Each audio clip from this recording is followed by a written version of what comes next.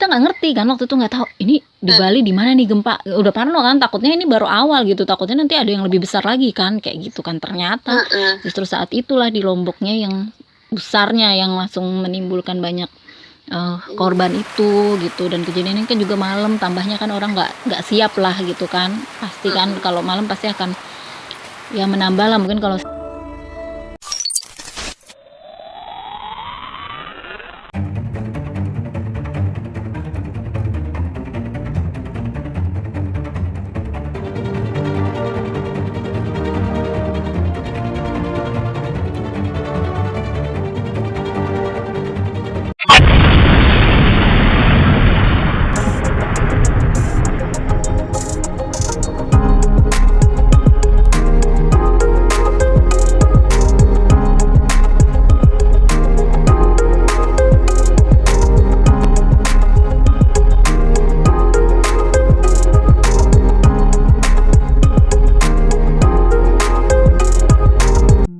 Hai semua, kali ini aku Iren dan Aku Adel.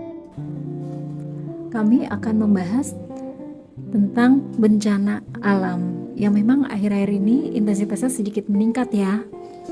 Nah, kebetulan aku sendiri dan juga Adel tuh pernah ngalamin ada di tempat pada saat terjadinya bencana yang lumayan cukup besar. Oke deh, langsung aja nih. Gimana pengalamannya Adel waktu itu? Gempa di Jogja. Bener-bener ngalamin shock yang di jalan gak tahu kemana gitu, mau masuk takut, mau ngapain, bener-bener tidur di luar lah istilahnya. Di tempat terbuka lah ya. Di dalam terbuka lah. Parah banget lah ya. Ada nggak sih pertanda mungkin yang sempat Adel rasakan sebelum terjadinya bencana itu? Pokoknya ada sebelumnya lah ya, ada ngerasa gitu, kayak getaran-getaran, cuman kan mungkin kayak kita tuh kayak ignore gimana ya, kayak nyuekin gitu loh, misalnya pas lagi tidur atau apa, kok kayak ada goyang. Udah ada gempa-gempa kecil gitu mungkin ya maksudnya ya? Iya, memang udah ada gempa-gempa kecil sebenarnya kan, cuman kita ini kan kayak nggak terlalu ambil peduli ya. Sebenarnya tuh sudah warning gitu kan, maksudnya ini sudah di kode kan, alam ya. Kalau kode alam kan biasanya dia pertama itu kan jaraknya jauh gitu kan, tapi makin lama kan makin sering dan intens, dekat makin gitu intens sampai ya, sering dan dekat.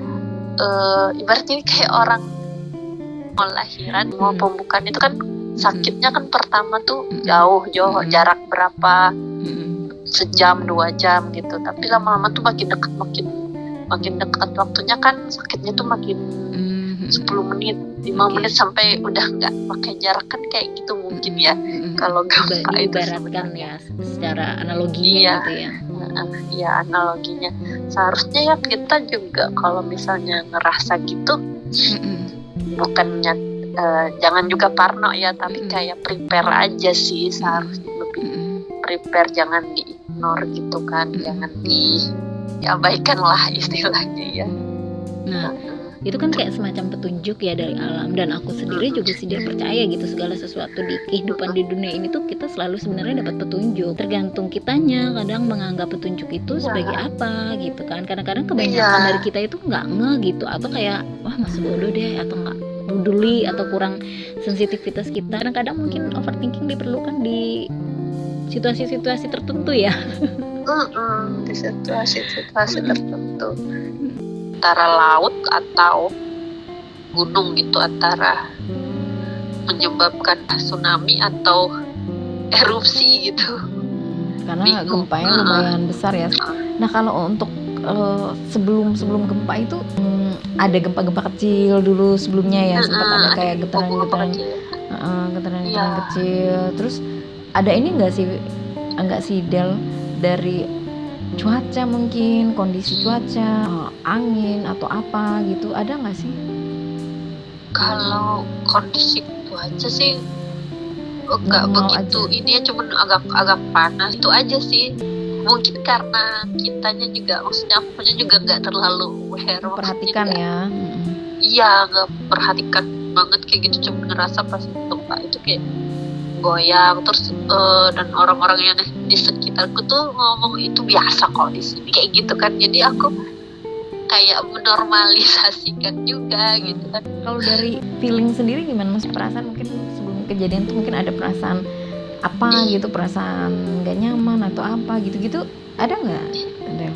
Ada, cuman ada kayak ada perasaan gak nyaman terus karena kan juga sebelum itu kan yang tsunami besar di Aceh itu 2004 tuh kan ada yang tsunami itu, pas yang ngerasa goncangan-goncangan tuh sempet kayak ke connect ke situ gitu kan, kayak ini kok ini ya kayak gitu. Tapi karena biasa kan kita mau berpositif thinking, nggak kok ini katanya biasa aja kayak gitu, terus orang-orang kan bilang normal aja kok biasa kayak gitu. Jadi kita kayak mengabaikan itu kayak gitu, terlalu ini ya, terlalu membiasakan gitu ya istilahnya. Iya. Ya mungkin ada bagusnya juga sih, jadi nggak terlalu panik, tapi mungkin perlu juga sebenarnya diwaspadai ya. Ya sebenarnya buat ingatan gitu kan, sebagai mungkin buat jaga-jaga. Terutama untuk warga yang tinggal di daerah-daerah yang memang wilayah-wilayah yang rentan bencana, rawan bencana, yang mungkin historinya atau sejarahnya sebelumnya di daerah-daerah tersebut juga pernah ada bencana-bencana alam yang lumayan besar. Karena kan di Indonesia, di Indonesia sendiri kan wilayahnya itu terutama dari Sumatera, Jawa sampai ke Papua, Sulawesi pun dilewati lempeng-lempeng dan sesar gitu kan, patahan yang bisa memicu terjadinya gempa. Selain itu juga kan negara kita ini punya banyak gunung berapi aktif, jadi ya emang kontur alamnya itu emang ini yang bisa suatu saat entah kapan akan terjadi atau adanya bencana gitu kan. Jadi mungkin penting sedari dini tuh memahami gitu loh kan, kalau kita memang tinggal di wilayah yang rentan bencana dan kita harus peduli atau harus menyadari. Aku rasa nih Del, pasti akan ada pertanda-pertanda atau gejala-gejala alam, kode-kode alam, bahasa alam, atau mungkin bisa kita singkatkan tuh petunjuk lah dari pemilik alam semesta atau dari yang kuasa atau bahkan dari alam itu sendiri gitu kan. Nah, kadang kan petunjuk itu yang kita tangkap kan gitu ya Del ya, kayak dirimu kan ada perasaan agak nggak nyaman, mungkin ada perasaan gelisah, ada perasaan, cuma kan nggak tahu nih apa ya, kenapa ya gitu kan. Gitu. Karena kita tuh sering kayak tadi menormalkan, oh ini nggak apa-apa sih kayak gitu, cuman nggak usah berprasangka yang aneh-aneh, jangan terlalu lebay istilahnya. Atau kalau Niren sendiri ada pengalaman gimana kemarin waktu kejadian itu di Bali? Nah kalau aku agak lucu juga sih. Ada lucu, ada anehnya juga sih Del gitu. Nah kalau aku sih lebih kayak aku ngebacanya sih setelah kejadian ya gitu, aku menganalisa dan narik kesimpulan tuh kayak oh ternyata ini tuh pertanda gitu, terhubung gitu loh, kayak kodenya atau bahasanya, oh ini gitu. Jadi kalau aku waktu itu pas, aku ingat banget nih Del ya, sebelum gempa itu 1 apa 2 harinya itu aku duduk di teras terus kan hari itu tuh lagi ada gerhana bulan merah total, kalau nggak salah itu sebetulnya gerhana bulan merah gitu, gerhana bulan total. Nah aku ingat tuh hari itu tuh aku ngelihat itu kan pas malam-malam. 2 hari kemudian apa sehari kemudian aku lupa persisnya, kejadian gempa besar, gempa yang pertama nih. Pas gempa besar itu aku tuh keluar mau cari lombok gitu. Nah mau cari lombok Itu tuh main banget gitu, aku mau keluar cari lombok malam-malam, padahal nggak masak untuk malam itu sih Del, untuk besoknya gitu. Cuma kok kayaknya aku tuh dalam hati tuh ya udah beli aja deh lomboknya sekarang, pengen aja gitu. keluar aja deh sekarang, jadi besok niatnya biar enak nggak nyari lagi gitu. Tapi itu bener-bener hal yang di luar kebiasaan aku sih Del, itu nggak pernah aku lakukan kayak gitu. Ya kebanyakannya mau masak besok pagi ya besok pagi aja, kecuali memang lagi di luar mungkin lagi ke supermarket lagi beli-beli apa sekalian, nah bisa gitu. Ini tuh bener-bener yang cuma mau beli lombok doang. Nah ternyata pas udah keluar tuh, pas sampai di warungnya itu, pas ngomong Bu ada lombok, langsung dong goyang semua itu deh. Goyang semua itu tiang listrik kan, karena kan warung itu warung pinggir jalan biasa kan, jadi aku bisa lihat jalanan tiang listrik kabel tuh udah goyang-goyang. Tuh orang pada lari keluar semua kan, pada kaget gitu, gempa ya nih gempa nih, orang di jalanan juga udah langsung pada stop kan. Kita yang di situ tuh nggak tahu kan gempanya sumbernya di mana, mikirnya ini di Bali gitu, di Bali di mana titik pusatnya. Ternyata setelah pulang ke rumah kan udah reda nih gempanya, pulang ke rumah berita nonton TV, oh ternyata justru pusatnya tuh di Lombok, tapi di Bali tuh kerasanya lumayan. Jadi nggak kebayang tuh yang di Lombok tuh gimana besarnya itu goyangan guncangan gempa gitu kan. Nah itu sih Del, jadi setelah kejadian itu aku baru kayak ya ampun kok bisa ya aku keluar malam itu mau cari lombok, ternyata gempanya itu sumbernya di Lombok. Nah dari pengalaman itulah aku mulai belajar untuk memahami bahwa kehidupan ini penuh dengan petunjuk, bahwa kehidupan ini penuh dengan kode-kode, bahasa, alam pun juga berbincang, terkonek gitu ya. Terkonek kan. Jadi alam itu juga sebenarnya kan, semua kehidupan ini ya hidup ya yang ada di semesta ini kan. Amazing banget ngalamin kayak gitu. Amazing ya, maksud lu bilang amazing sih. Maksudnya itu kayak pengalaman yang luar biasa yang pernah dialami dalam hidup gitu loh. Ada di situasi tempat yang kayak gitu, dan gak kebayang tuh orang-orang yang bener-bener di Lombok dan di deket kaki Rinjani itu.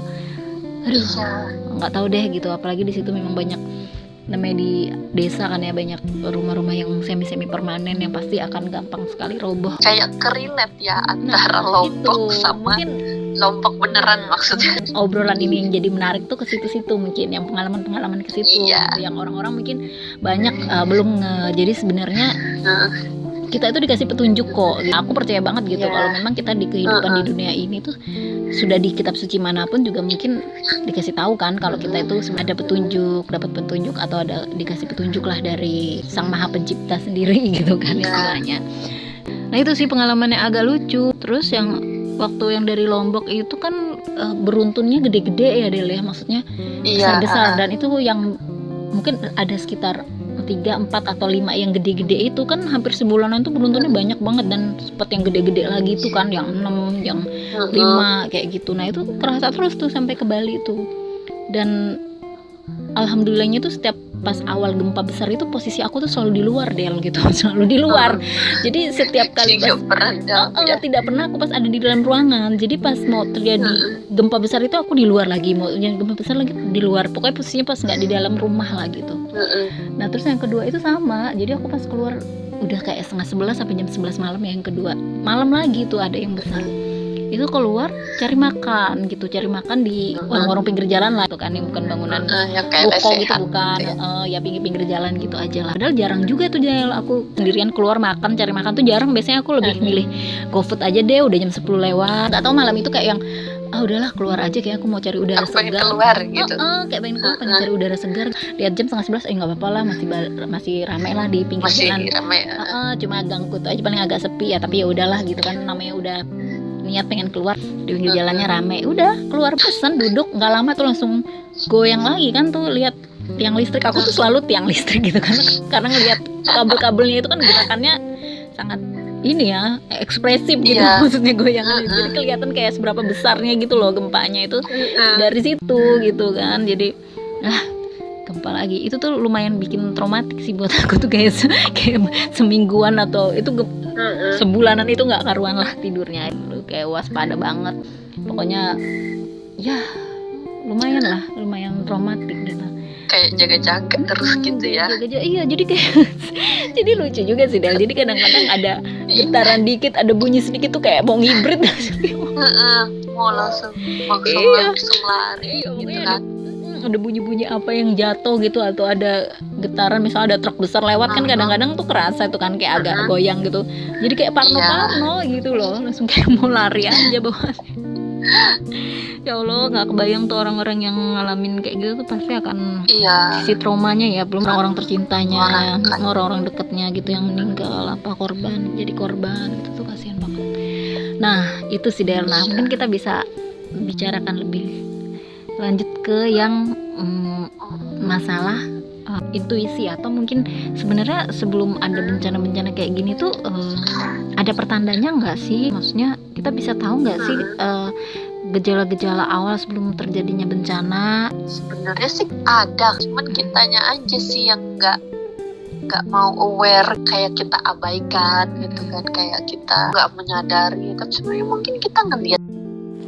Nah, sampai segitu dulu ya pembahasan pengalaman kami waktu ada di situasi bencana. Untuk part selanjutnya, tungguin, akan lebih seru nih. So, stay tune to the next podcast. Keep on listening, see you.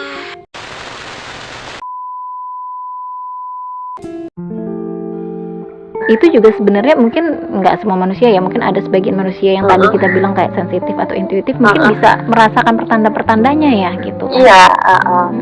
Nah ini sebenarnya kalau kita kulik-kulik nih secara sainsnya mungkin, atau ilmunya, atau apa spiritualnya, atau apa itu hubungannya kemana ini Del? Maksudnya karena apa gitu jadi seseorang bisa ngerasain gejala-gejala atau pertanda-pertanda mau akan adanya bencana gitu? Energinya dia itu menyatu gitu kan, ngeblend sama alam. Jadi kayak dia tuh dengan mudah bisa ngelihat tanda-tanda dari alam itu, bahasanya. Iya, bisa merasakan kayak gitu. Walaupun sebenarnya sih orang ini belum tentu dia paham kan ya. Cuman dia dia mungkin belum tentu paham ini apa maksudnya, cuman dia ngerasa ini ada something kayak gitu. Masih biasanya ada ngerasa kayak ada something nih